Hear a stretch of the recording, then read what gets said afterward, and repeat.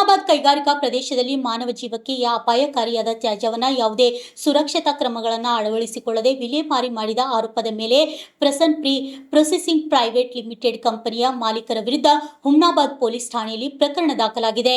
ಪರಿಸರ ಮಾಲಿನ್ಯ ನಿಯಂತ್ರಣ ಅಧಿಕಾರಿ ಸಂತೋಷ್ ಕುಮಾರ್ ಅವರು ನೀಡಿದ ದೂರಿನ ಮೇರೆಗೆ ಕಂಪನಿಯ ಮಾಲೀಕ ಪಾಂಡುರಂಗರೆಡ್ಡಿ ವಿರುದ್ಧ ಪ್ರಕರಣ ದಾಖಲಾಗಿದೆ. ಕಂಪನಿ 2024ರಲ್ಲಿ ಪರಿಸರ ನಿಯಮ ಉಲ್ಲಂಘನೆ ಹಿನ್ನೆಲೆಯಲ್ಲಿ ಮುಚ್ಚುವ ಆದೇಶ ನೀಡಲಾಗಿತ್ತು. ನಂತರ ಕಂಪನಿಯಲ್ಲಿದ್ದ ತ್ಯಾಜ್ಯ ವಸ್ತುಗಳನ್ನು ತೆರವುಗೊಳಿಸಲು 2025 ಮಾರ್ಚ್ ಕಾಲಾವಕಾಶ ನೀಡಲಾಗಿತ್ತು. ಪರಿಸರ ಮಾಲಿನ್ಯ ನಿಯಂತ್ರಣ ಮಂಡಳಿ ಅಧಿಕಾರಿ ಜುಲೈ 8, 2026ರಂದು ಕೈಗಾರಿಕಾ ಪ್ರದೇಶಕ್ಕೆ ಭೇಟಿ ನೀಡಿ ಪರಿಶೀಲನೆ ನಡೆಸಿದ ಸಂದರ್ಭದಲ್ಲಿ ಕಂಪನಿಯೊಳಗೆ ಇನ್ನೂ ಅಪಾಯಕಾರಿ ತ್ಯಾಜ್ಯ ವಸ್ತುಗಳನ್ನು ಸುರಕ್ಷತಾ ಕ್ರಮಗಳಿಲ್ಲದೆ ಸಂಗ್ರಹಿಸಿಟ್ಟಿರುವುದು ಕಂಡುಬಂದಿದೆ. ತ್ಯಾಜ್ಯವನ್ನು ಮರೆಮಾಚುವ ಉದ್ದೇಶದಿಂದ ಅದರ ಮೇಲೆ ಮಣ್ಣು ಹಾಕಿರುವ ಶಂಕೆ ವ್ಯಕ್ತವಾಗಿದೆ.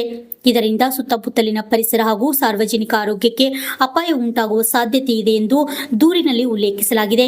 ಸ್ಥಳಕ್ಕೆ ಡಿವೈಎಸ್ಪಿ ಭೇಟಿ ನೀಡಿ ಕೈಗಾರಿಕಾ ಪ್ರದೇಶದಲ್ಲಿನ Prasanna pre processing private limited ಕಂಪನಿಯಲ್ಲಿ ನಿಯಮ ಉಲ್ಲಂಘಿಸಿದ ತ್ಯಾಜ್ಯ ವಿಲೇವಾರಿ ಮಾಡಿರುವ ಹಿನ್ನೆಲೆಯಲ್ಲಿ DYSP Madolappa, PSI CPI Santosh Tattepalli ಅವರು ಭೇಟಿ ನೀಡಿ ಪರಿಶೀಲನೆ ನಡೆಸಿ ತನಿಖೆ ಮುಂದುವರೆಸಿದ್ದಾರೆ ಎಂದು ಪೊಲೀಸ್ ಮೂಲಗಳಿಂದ ತಿಳಿದುಬಂದಿದೆ.